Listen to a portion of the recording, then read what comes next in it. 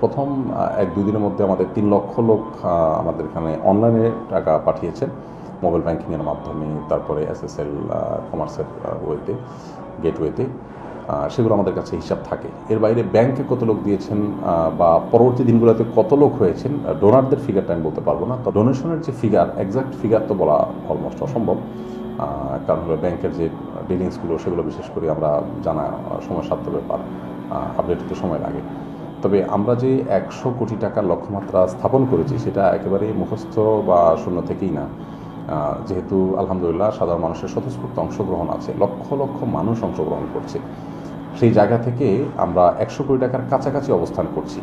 আমার যতদূর মনে হয় যে আমরা বেশ কয়েকদিন আগেই আমরা ৭০ কোটি টাকার যে ল্যান্ডমার্ক সেটা আমরা পার করেছি। তার মানে আমরা ১০০ কোটি টাকা ইনশাল্লাহ যেতে পারছি এবং পুরো